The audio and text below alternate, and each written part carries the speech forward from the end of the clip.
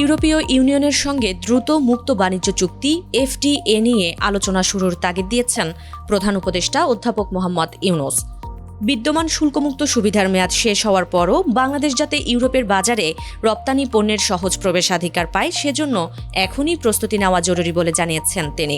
1 ফেব্রুয়ারি রাষ্ট্রীয় অতিথি ভবন যমুনায় বাংলাদেশে ইউরোপীয় চেম্বার অব কমার্স ইউরোচেম এর চেয়ারপারসন নুরিয়া লোপেজ সাক্ষাৎ করতে এলে প্রধান উপদেষ্টা এসব কথা বলেন। বৈঠকে বাংলাদেশে নিযুক্ত ইউরোপীয় ইউনিয়নের রাষ্ট্রদূত মাইকেল মিলারও উপস্থিত ছিলেন।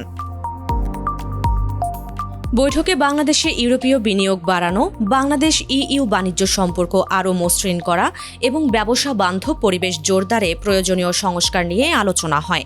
পাশাপাশি আসন্ন জাতীয় নির্বাচন ও গণভোট এবং আন্তর্জাতিক পর্যবেক্ষকদের উপস্থিতি নিয়েও মতবিনিময় হয়।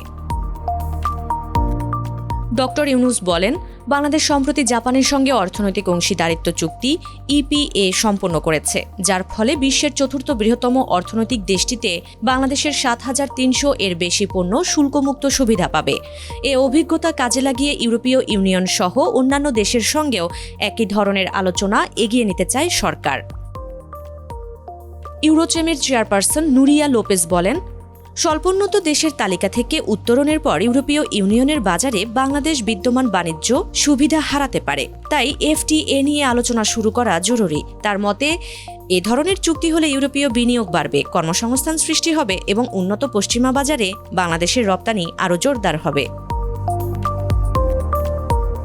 নুরিয়া লোপেজ আরও বলেন, ভারত ইউরোপীয় ইউনিয়নের সঙ্গে এফটিএ করার পথে রয়েছে। ভিয়েতনাম আগে থেকে এই ধরনের চুক্তির আওতায় সুবিধা পাচ্ছে।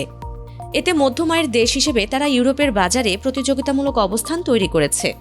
আমরা এফটির পক্ষে কাজ করছি। ইউরোপে গিয়ে বেসরকারি কোম্পানিগুলোকে বাংলাদেশে বিনিয়োগে উৎসাহিত করব। ইইউ রাষ্ট্রদূত মাইকেল মিলার বলেন, এলডিসি উত্তরণের পর বাংলাদেশ ইইউ বাণিজ্য সম্পর্কের ধরন বদলাবে, তবে তা 2029 সালের আগে নয়। প্রায় 20 কোটি মানুষের বাজার হিসেবে বাংলাদেশে ইউরোপীয় বিনিয়োগ ও প্রযুক্তি আনার বিষয়ে ইইউ আগ্রহী। এ লক্ষ্যে 2026 সালে একটি ইইউ বাংলাদেশ বিজনেস ফোরাম আয়োজনের প্রস্তুতিও রয়েছে। তিনি আরও বলেন, ইইউর কোম্পানিগুলো যেন বাংলাদেশে এসে সমান সুযোগ পায় এবং বিনিয়োগে উৎসাহ পায়, এজন্য আগাম রাজনৈতিক বার্তা গুরুত্বপূর্ণ। প্রধান উপদেষ্টা বলেন, বাংলাদেশে কারখানা স্থানান্তরের ক্ষেত্রে ইউরোপীয় প্রতিষ্ঠানগুলো বড় সুযোগ পেতে পারে। দক্ষ শ্রমশক্তি ও তুলনামূলক কম ব্যয় বাংলাদেশের বড় শক্তি। তিনি জানান, সরকার একটি মুক্ত বাণিজ্য অঞ্চল গড়ে তুলছে, যার লক্ষ্য বাংলাদেশকে বৈশ্বিক উৎপাদন কেন্দ্রে পরিণত করা। আসন্ন জাতীয় নির্বাচন ও গণভোটে ইউরোপীয় ইউনিয়নের বড় পর্যবেক্ষক দল পাঠানোর সিদ্ধান্তকে ইতিবাচক হিসেবে উল্লেখ করে অধ্যাপক ইউনূস বলেন, ইইউর পর্যবেক্ষকদের উপস্থিতি আমাদের গণতন্ত্র পুনরুজ্জীবনের ক্ষেত্রে বড় আস্থার প্রতীক।